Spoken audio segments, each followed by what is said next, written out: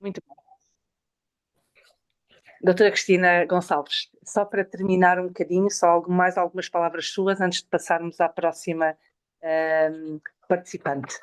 Nós estivemos aqui a trocar impressões, eu terminei de facto a apresentação e, portanto, e depois acabámos por estar aqui um bocadinho enquanto estávamos aqui a aguardar a nova Espera. entrada da sociedade, portanto, neste momento já não. Então, deixe-me só dizer que eu quero inscrever-me no autocuidado vivo e no turismo regenerativo, porque eu acho que estou a precisar, aliás, estamos todos a precisar deste turismo regenerativo. Eu acho muito interessante ir buscar as comunidades e depois este grupo de pessoas turistas que às vezes estão assim um bocado perdidos, fazem umas coisas, mas não fazem coisas com sentido.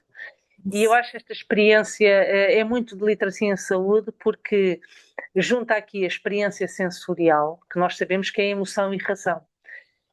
Gostei imenso dos quadros, lá vem o sol e o bem da incerteza, quem é que pinta, porque acho que é maravilhoso, é maravilhoso mesmo, tanto um como o outro.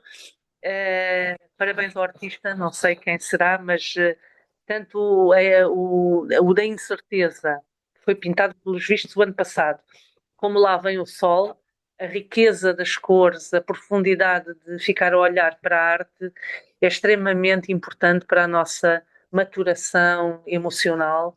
E a mim, eu como gosto muito de arte, acho que isto é o bom caminho para termos aqui a arte associada à saúde e a Sociedade Portuguesa de Literacia em Saúde dará certamente apoio ao seu projeto e, aliás, a todos os projetos estão bons.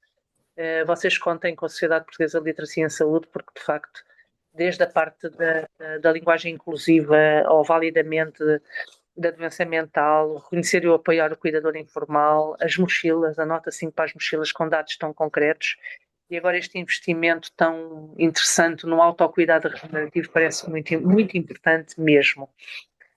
Vamos então ao trabalho da enfermeira Diana Patuleia. A enfermeira Diana Patuleia também fez um trabalho muito completo, aliás, foi dos primeiros trabalhos a ser apresentado, muito completo, muito estruturado. Eu vou só ler aqui resumidamente o currículo dela. É enfermeira com 19 anos de experiência, atualmente em funções na Unidade de Cuidados de Saúde Primários de São Sebastião, na ULS da Rábida, desde 2020, desde 2025, aliás, desde fevereiro deste ano. Desenvolveu a sua carreira no Centro Hospitalar de Setúbal, nas áreas da urgência, unidade da AVC e especialidades médicas. É licenciada em enfermagem pela Universidade de Évora e pós-graduada em hospitalização domiciliária. Nosso querido Delfim Rodrigues, que era tão bom orientador e tão responsável, e meu amigo, e por isso com certeza também deve ter conhecido o Dr. Delfim, já partiu este ano, pelo Instituto Politécnico de Santarém, formadora em ventilação não invasiva e orientadora de estágios clínicos. Domina os softwares clínicos Alert e S-Clínico, com fortes competências de comunicação, organização e atuação em contextos críticos. É coautora do capítulo do livro de hospitalização domiciliária da editora Lidl. O trabalho dela é um trabalho interessantíssimo, é o Desliga, Pensa e Joga. Que vem trazer aqui o objetivo de reduzir o uso excessivo do telemóvel através da introdução de jogos de tabuleiro, através da gamificação. Vamos então ouvir a enfermeira Diana, com muito gosto. Olá, boa noite a todos. Como a doutora Cristina disse, meu nome é Diana, sou enfermeira há 19 anos. Há pouco tempo a desempenhar funções nos cuidados de saúde personalizados da Unidade de São Sebastião.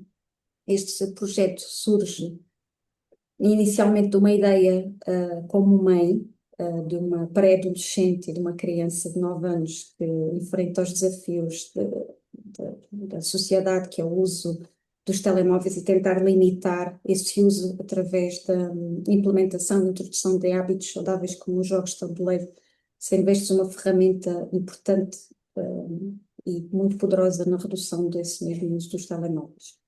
Depois pensei como é que aliaria este projeto na minha área, sendo a educação para a saúde e promoção da saúde também, e o facto de tentar chegar a mais gente. Então, fui convidada para ir a algumas escolas e, como todos nós que somos pais e avós, estamos muito preocupados, e a nossa sociedade em geral está preocupada com os impactos negativos do uso excessivo do telemóvel na saúde física e mental das crianças e adolescentes, nomeadamente com o isolamento social, o sedentarismo, consequente obesidade resultante desse sedentarismo, distúrbios do sono, déficit de atenção, dificuldades de concentração, como foi comprovado nos estudos do Watson e Einstein em 2021, o Sonetol em 2020, o Ijaz et al. Em 2021, o Alzarani et al. Em 2023. Inicialmente começámos com um levantamento de necessidades, que foi fundamentalmente feito com base teórica, em que foram identificados alguns desafios, como o aumento da ansiedade, do stress, da depressão, déficits de empatia, também autorrelação e déficits de convivência, socialização, lá está, que também foram apurados e descritos nos estudos que a escola não tem espaços seguros para a expressão emocional e desenvolvimento das relações interpessoais saudáveis. Nesse sentido, realizámos uma experiência piloto. Eu fui convidada para ir a uma escola em Palmela, onde realizei uma mini assembleias com alunos do 5º e 6º ano e que foram muito proveitosas. Eles reconheceram que usam demasiado o telefone, mas deram algumas ideias e tiveram um pensamento crítico para dizer quais são os benefícios, como a comunicação entre familiares que estão longe, as pesquisas, trabalhos, mas também os malefícios como problemas mentais, o vício, falaram muito no vício, que o uso excessivo dos telemóveis e na baixa socialização. Depois procedi a uma sessão prática onde apresentei-lhes uns determinados jogos de fácil aprendizagem e compreensão de regras para promover a socialização e alternativas saudáveis ao uso dos telemóveis. Eles ficaram muito entusiasmados, houve um grande envolvimento por parte dos alunos, muito satisfeitos, felicíssimos, muita gargalhada, alguma compreensão e alguma frustração também. Houve alguns comportamentos ali disruptivos, com muita ansiedade, com o perder, com o saber fazer, mas foi bastante interessante que eles ficaram muito atentos e gostaram dos jogos, da visibilidade, da atratividade visual dos jogos. Vou passar aqui a mostrar alguns dos jogos que eu apresentei nessas sessões. Foi o Vírus, é um jogo muito simples de cartas, de estratégia e socialização. O Cortex, que desenvolve a cognição e a cooperação entre eles. O Rei Top, um visual muito apetecível e muito atrativo, desenvolve a competição divertida, mas também o planeamento da ação, o pensamento lógico. E o Cushy Expert, que apela à criatividade e à rapidez, o saber lidar com a frustração de não conseguir fazer as coisas bem à primeira. Foi estes jogos que eu utilizei. Claro que também fiz uma análise SWOT, onde foram identificadas algumas as forças, as fraquezas, oportunidades e as ameaças. Foram identificadas como forças uma equipa de saúde comunitária e escolar muito motivada, os baixos custos materiais, uma metodologia lúdica e envolvente. A intervenção pode ser aplicável em vários contextos e diferentes ciclos, uma integração com o currículo escolar e competências sociais. Como fraquezas, claro está, pode haver a resistência inicial por parte dos alunos e pais, a dificuldade logística para a realização das sessões, o tempo limitado no horário escolar, escassez de tempo de currículo escolar. Como oportunidades, claro está, a promoção da saúde mental e emocional nas escolas, possibilidade de expansão para outras escolas, apoio de ONGs, autarquias e projetos educativos, parcerias com lojas de jogos, editoras e associações lúdicas. E como ameaças, a cultura tecnológica dominante entre os jovens de hoje em dia e claro, a falta de continuidade após o fim do projeto, entre outros. Um objetivo geral propõe-me a promover alternativas saudáveis ao uso excessivo do telemóvel, promovendo o desenvolvimento de competências sociais, cognitivas e de bem-estar nos alunos, no primeiro, segundo e terceiro ciclo das escolas, até ao final do ano letivo 2025-2026. Como objetivos específicos, propõe aumentar o conhecimento dos alunos sobre os jogos de tabuleiro, reduzir o tempo de utilização do telemóvel nos recreios, aumentar o envolvimento em jogos de tabuleiro e atividades presenciais e capacitar os professores 60% intervenientes de forma a poderem dinamizar os jogos após um mês do início do projeto. Este projeto é impactante, traz muitos benefícios, quer para a equipa de enfermagem, como reforço da visibilidade e reconhecimento da profissão, desenvolvimento profissional contínuo em saúde mental e em metodologias lúdicas, um elevado sentido de realização profissional também. Para as crianças, adolescentes e família, o principal benefício é a melhoria da saúde mental e do bem-estar, reduzindo-se com menos tempo de ecrã, desenvolvimento de competências sociais e, claro está, emocionais, promoção da literacia em saúde, escolhas conscientes através das mini-assembleias, redução do sedentarismo e aumento, consequente aumento da atividade física e, muito importante, o fortalecimento dos laços familiares e escolares, através do tempo passado em conjunto e fora dos ecrãs. Para a sociedade e comunidade em geral, a promoção de uma cultura de bem-estar comunitário, a prevenção de problemas de saúde pública a longo prazo, como as depressões, a doença mental. Vemos como benefício também o empoderamento e uma capacitação da comunidade escolar para enfrentar os desafios futuros, inovação pedagógica e social que possa ser replicável e otimização dos recursos comunitários existentes. Este projeto está dividido em 3 etapas, em que a primeira prende-se pela preparação e o envolvimento inicial, desenvolve-se um período de tempo entre 1 a 3 meses, em que no primeiro mês realizar-se-ão as mini-assembleias com alunos e contacto com parceiros, no segundo mês faremos os questionários de pré-intervenção e reuniões com direções escolares a fim de obter o apoio deles. No terceiro mês, sessões de sensibilização para professores e famílias, que as famílias vão ser muito importantes também neste projeto para dar continuidade aos hábitos saudáveis, que é a redução do tempo de ecrãs e formalização de parcerias. A segunda etapa é a implementação, propriamente dita, do projeto, que é feita a partir do 4º mês de idade, onde serão realizadas sessões teórico-práticas com os alunos, também mini-assembleias com temas de saúde que eles achem pertinentes a desenvolver, sessões práticas de jogos escolhidos e adequados à faixa etária, formação também dos professores para capacitá-los para dinamizar o projeto futuramente e a criação de espaços facilitadores nas escolas para eles poderem ser ouvidos e falar sobre as suas emoções. Também propomos a criar clubes de jogos de tabuleiro modernos, como os clubes de xadrez, como existem os clubes de leitura, mais um clube para ver se conseguimos ganhar aqui alguns adeptos dos jogos, e também a criação de uns kits itinerantes de jogos que vão permitir, tem por base um conjunto de jogos em um saco, uma caixa, que permite às turmas que estão fora deste projeto, que não são as turmas piloto, permitem também eles usufruírem dos jogos a título de empréstimo e as turmas também atividades em sala de aula.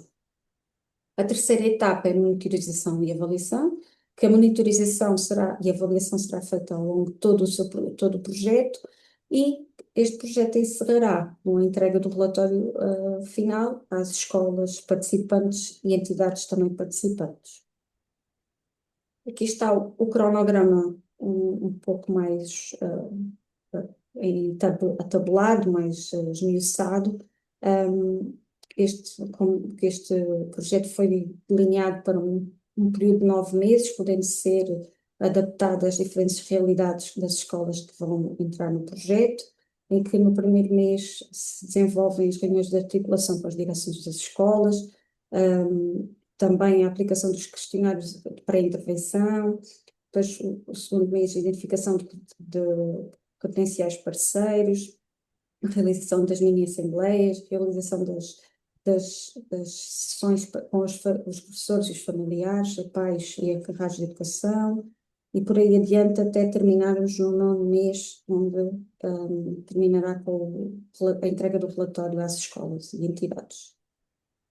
Os intervenientes neste projeto temos os alunos do primeiro, segundo e terceiro ciclos com idades compreendidas entre os 6 e os 15 anos, como participantes, claro, muito ativos, a comunidade escolar, os professores e auxiliares, que visamos capacitá-los para, através de formação, para ajudar na dinamização do projeto e dar a sua continuidade, as direções escolares que prestam o seu apoio institucional, os encarregados de educação que são envolvidos em sessões de sensibilização e até de prática de jogos de tabuleiro para criar entusiasmo e sabedoria, conhecimento nas regras e nos jogos de tabuleiro para poderem ajudar os filhos. A equipa de projeto, que somos nós, os enfermeiros de saúde comunitária, que entram aqui como facilitadores e educadores, e parceiros estratégicos como a LSA Rab, a LSA Rab, associações de pais, lojas, autarquias, ONGs, etc. Como elementos facilitadores, destacamos que esta é uma abordagem inovadora, os jogos de tabuleiro modernos, atrativa para as crianças e os jovens, tem uma base teórica sólida, baseada nos fundamentos da enfermagem comunitária, promoção da saúde, a pedagogia crítica. Contamos com a participação ativa dos alunos nas mini-assembleias, dando-lhes o empoderamento e, através do diálogo, promove a partilha e validação das suas opiniões. Propomos a fazer 2 sessões por turma para criar maior impacto e potenciar a participação nos jogos. Uma equipa qualificada com conhecimentos em saúde mental e bem-estar, é adaptável a diferentes ciclos escolares e, se bem pensado e alinhado, podemos até tirar este projeto das escolas, mas isso depois veremos mais à frente, e uma prioridade de saúde pública, que é o combate ao uso excessivo dos ecrãs digitais e telemóveis. Está aqui o orçamento discriminado, é um orçamento relativamente baixo, que pode ir dos 1.075 euros a 3.850, em que a grande fatia deste orçamento vai para a aquisição dos jogos para as 3 escolas, que contamos comprar entre 5 a 10 jogos, dependendo também do seu valor e das doações, pode reduzir se houver muitas doações das editoras de jogos e das lojas de jogos. Referir aqui que o custo, não há aqui custos com os recursos humanos, os recursos humanos, a equipa de enfermagem, as atividades são postas no contexto já do seu contexto de trabalho, e também o aluguer de espaços vai depender, o custo também depende sempre se a escola tem ou não um espaço viável para usar nas sessões de sensibilização. Também temos aqui em conta um fundo de contingência, 10% do total dos custos diretos, para caso o orçamento derrape. Quanto à sustentabilidade, temos aqui a formação dos professores para assegurar esta continuidade, criação de clubes de jogos de tabuleiro e kit itinerante que permanecem na escola, e é um modelo de baixo custo e replicável. Também ponderamos criar um kit de projeto que possa ser replicável em outras escolas, de forma a chegar a maior população. Quanto à divulgação e comunicação, pretendemos criar uma identidade visual, através de uma criação de um logotipo, de um slogan, de cartazes, flyers, um kit gráfico, por exemplo. Também o nosso maior aliado serão as redes sociais, o Instagram, o TikTok, o Facebook, porque é onde os jovens de hoje em Mais dia um minuto. Sim, Minuto. estou a terminar. Sim. Com vídeos curtos. Podemos aproveitar os eventos locais através do Dia do Jogo nas escolas, parcerias com editoras de jogos, autarquias, criar uma página de web onde pomos os resultados, vídeos, materiais de boas práticas. Considerações gerais. O projeto Desliga, Pensa, Joga é uma abordagem inovadora e eficaz para promover hábitos saudáveis entre as crianças e adolescentes, criando um ambiente escolar mais interativo, equilibrado e propício ao bem-estar, criando a reconexão cara a cara, que não existe hoje em dia entre as crianças e os jovens. Eles usam o telemóvel para comunicar, estando lado a lado, preferem mandar mensagens do que falar uns com os outros.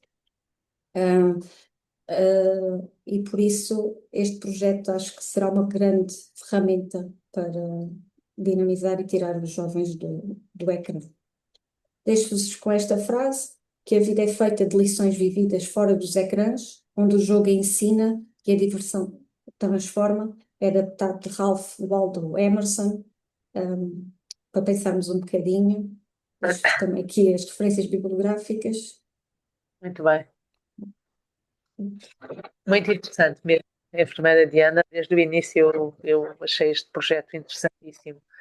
Este déficit de empatia que as crianças e os adolescentes hoje em dia têm, mas ao mesmo tempo, quando fez a mini assembleia, a verificação de um nível de consciência tão grande de meninos do 5º e 6º ano, e por isso com 10, 11 anos, sobre os benefícios e os malefícios que as redes e que os telemóveis provocam, que eles próprios sabem que diminui a socialização, que provoca ansiedade, ou seja, ter a consciência de que nem tudo é bom nas redes sociais. E isso é muito interessante também ter chegado a esta evidência pela própria voz daqueles que utilizam estas redes sociais.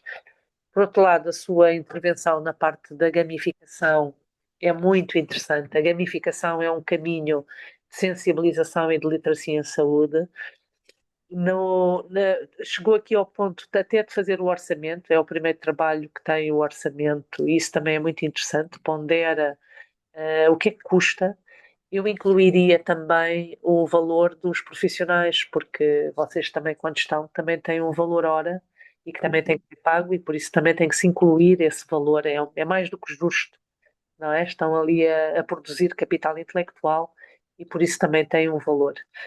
Dizer-lhe também a Sociedade Portuguesa de Literacia em Saúde fará os esforços para ver se este projeto também é apoiado e continua para a frente. Da minha parte, essa responsabilidade de pesquisar também onde é que nós podemos também vos ajudar e apoiar.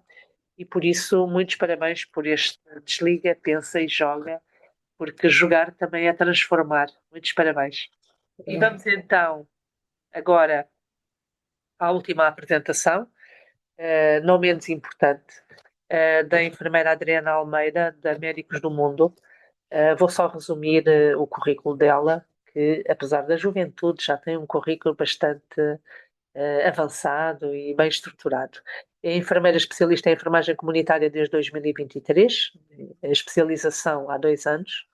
Entre 2017 e 2022 exerceu funções no Serviço de Pneumologia do Centro Hospitalar Lisboa Norte, Hospital Santa Maria, e desde 2023 integra a organização não governamental Médicos do Mundo, em Portugal.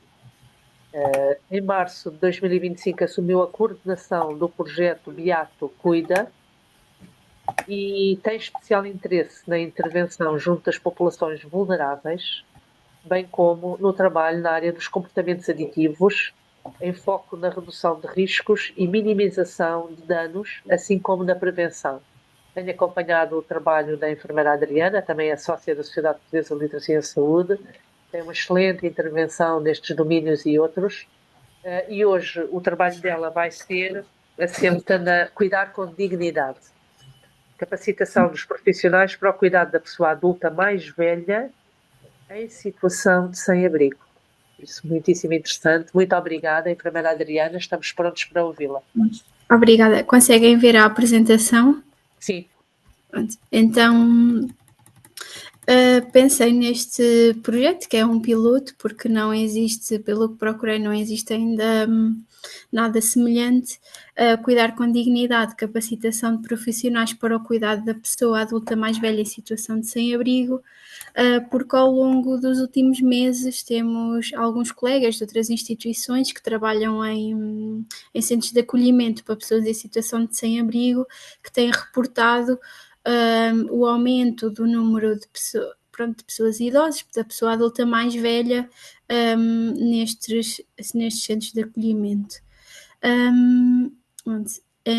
Estes são os temas que vou abordar, as etapas do projeto que vou abordar. E em relação ao enquadramento, sabemos que o aumento da longevidade é uma realidade a nível mundial e deve ser encarado com naturalidade, pois este faz parte do ciclo da vida. É essencial, e eu como enfermeira e também como sócia da Sociedade Portuguesa de Literacia e Saúde, reconheço que a promoção da saúde é muito, muito, muito importante. Devemos prevenir complicações, promover a autonomia e independência das pessoas.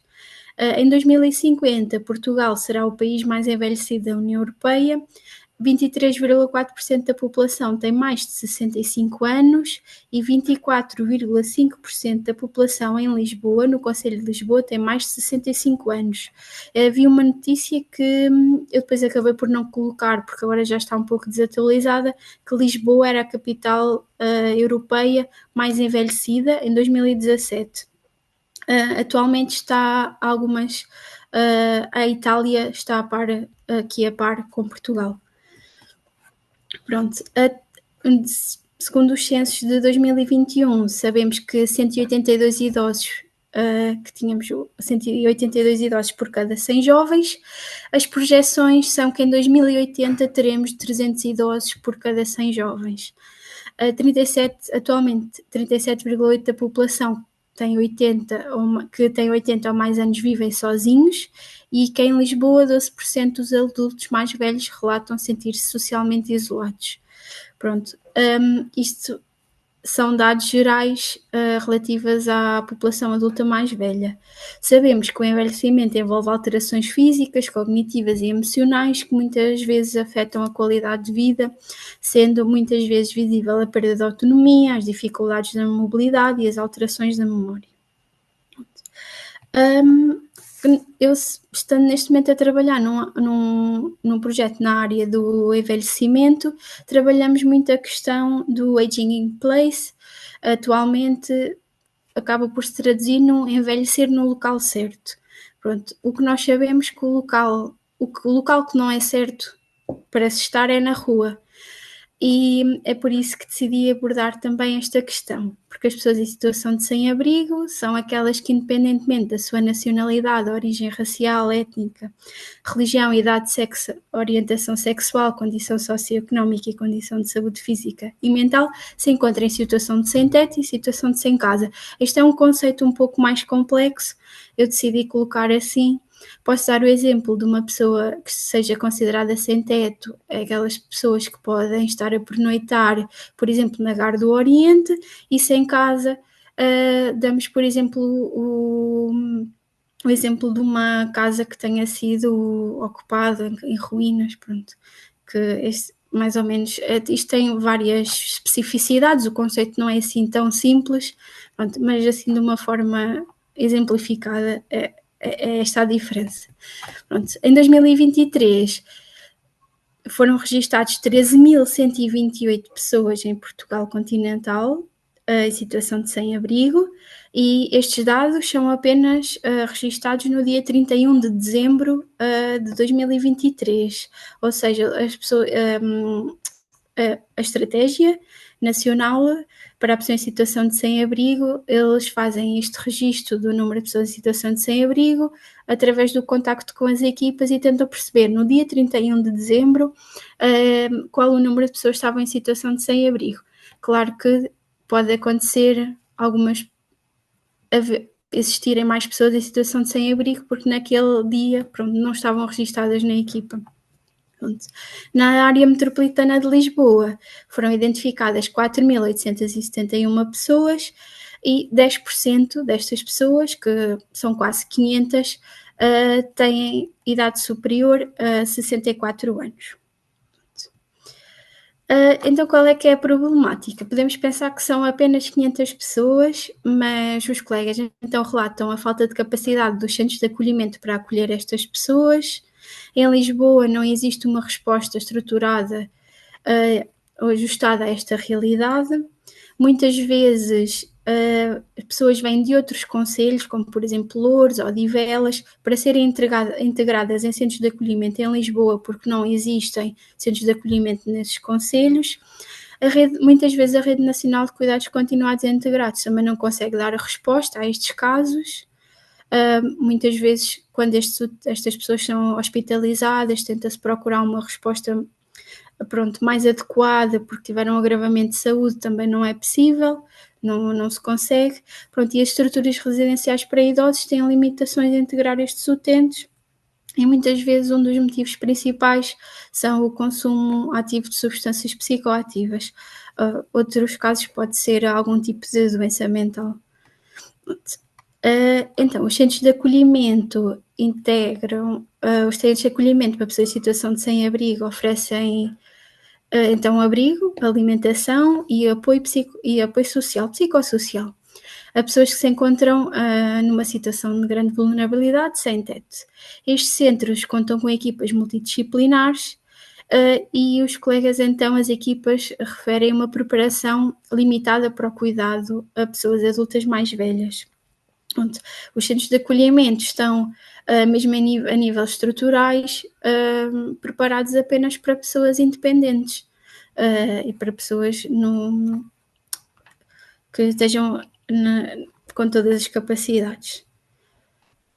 Pronto. Então, como objetivo, visto que isto é um projeto piloto, decidi então como objetivo geral capacitar os profissionais de um centro de acolhimento para cuidar da pessoa adulta mais velha em situação de sem-abrigo.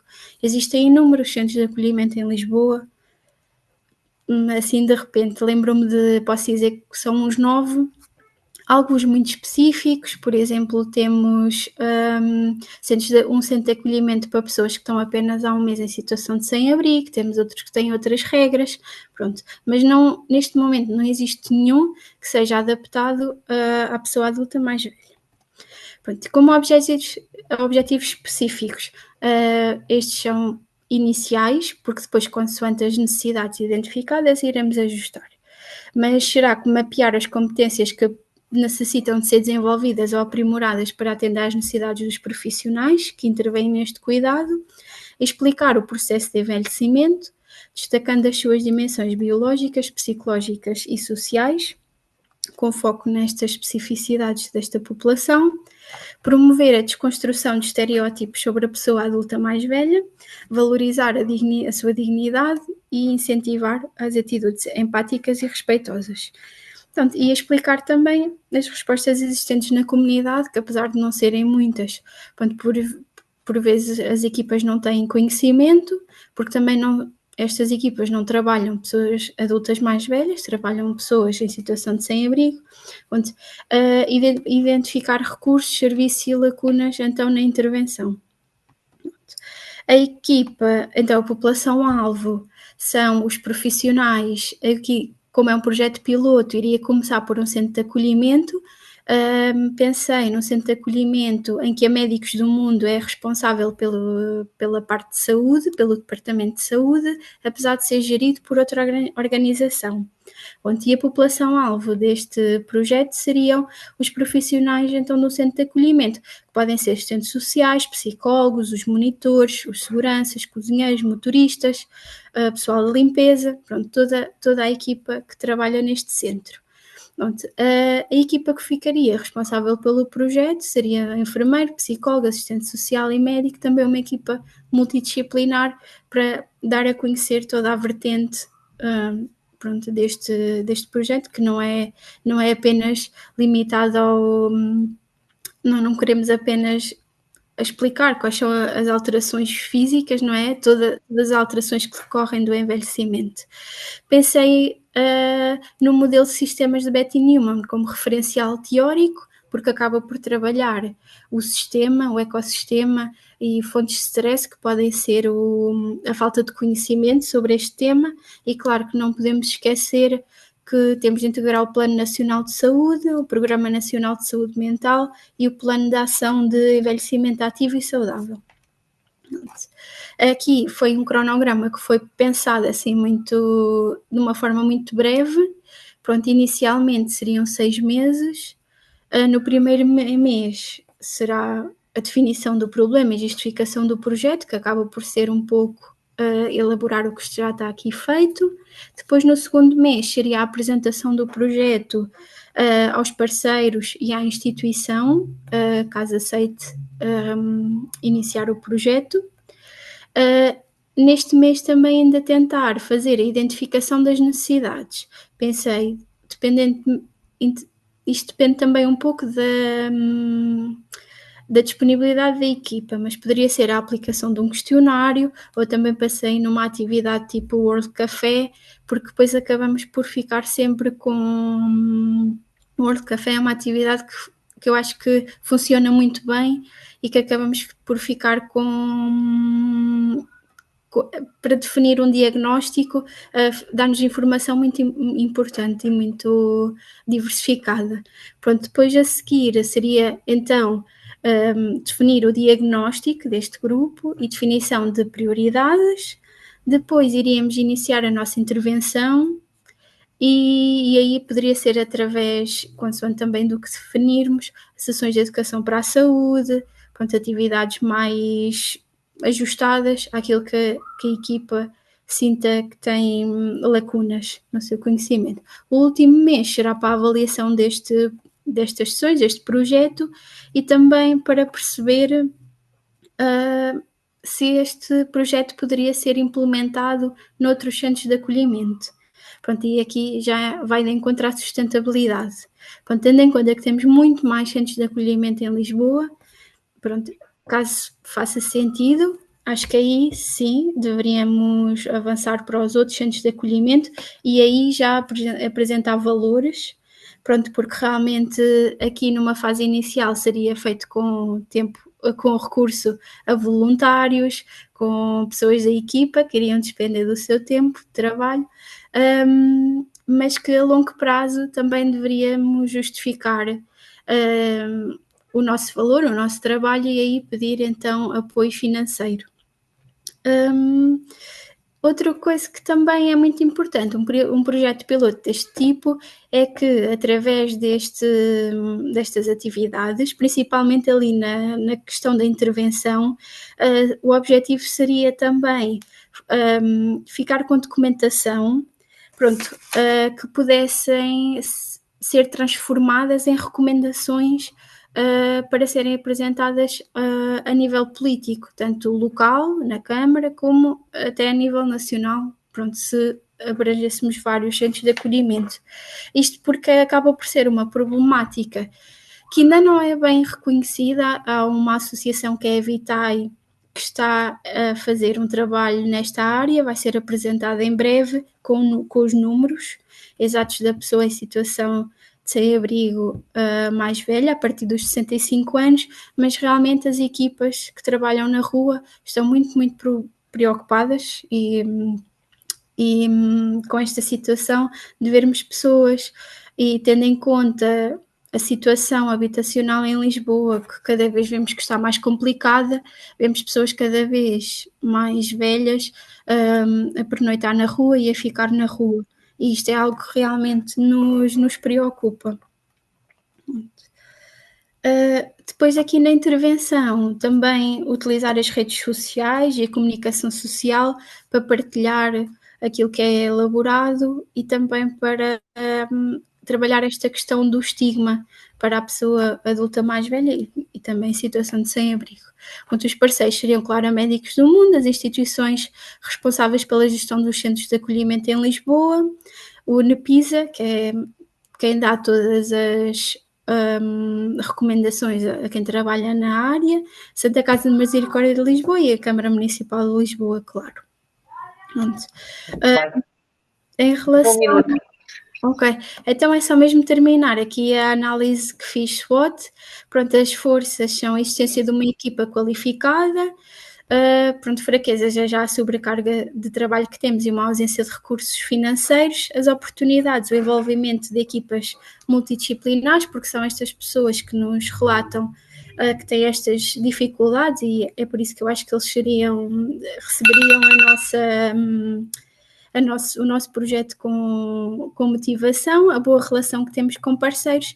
Claro que depois as ameaças são a carga excessiva que estas equipas têm, pronto, que trabalham numa área bastante difícil e que estão bastante cansados, claro.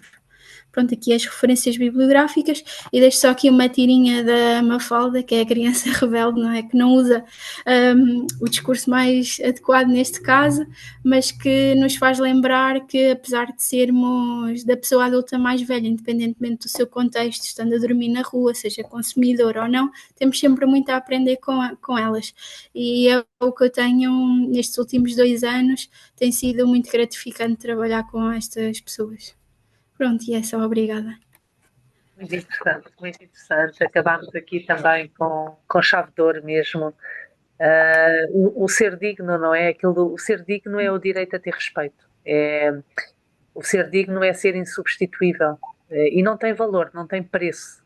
Acabamos aqui com o conceito de dignidade, que é um conceito que nos toca a todos e que nós todos também temos que absorver no sentido de olhar para o mundo como o mundo é, não é?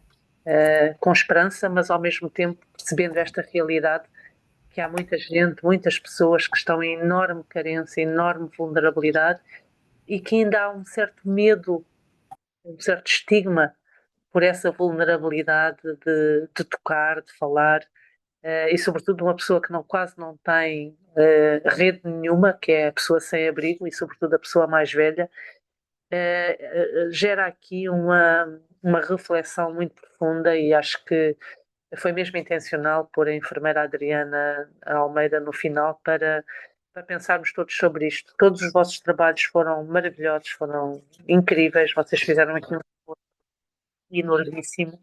A linguagem inclusiva no Instituto Politécnico de Setúbal pela professora doutora Fernanda Gomes, pela mestre Zélia Candeiras, o validamento, literacia em saúde e integração da pessoa com experiência de doença mental no mercado de trabalho com a doutora Estefânia Lares, também muitíssimo bom.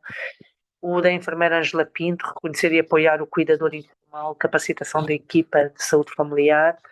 A doutora Sandra Silva, com nota 5 para a tua mochila, um projeto de literacia em saúde para a mudança do perfil comportamental relacionado com a mochila escolar em crianças de idade escolar. O projeto da doutora Cristina Gonçalves deste turismo, desta realidade regenerativa, o autocuidado regenerativo, este investimento social e nas comunidades. Depois a enfermeira Diana Patuleia com o seu desliga, pensa e joga para reduzir o uso excessivo de telemóvel através da introdução de jogos de tabuleiro, pensando nesta camada de jovens que estão afundados neste digital. O digital é importante, mas também criar aqui redes alternativas. E finalmente a enfermeira Adriana Almeida, cuidar com dignidade, não é? Que temos que cuidar com dignidade, começar por nós próprios, pelo respeito que temos que ter por nós próprios e depois o respeito pelo outro e vencer aqui estes medos e estigmas que às vezes temos, e por isso ela trouxe a capacitação de profissionais para o cuidado da pessoa adulta mais velha em situação de sem-abrigo.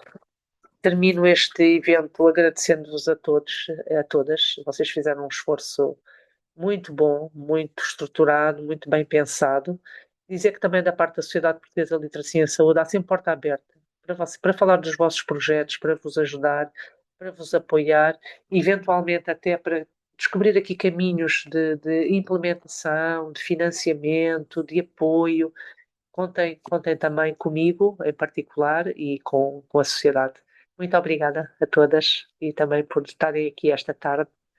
E um bom caminho. Até breve. Até breve. Até breve. Muito obrigada. Adeus, adeus. Obrigada por tudo. Obrigada. Foram todas espetaculares. Adeus. Beijinhos. Tchau. Obrigada, beijinho. Obrigada. Com licença. Beijão,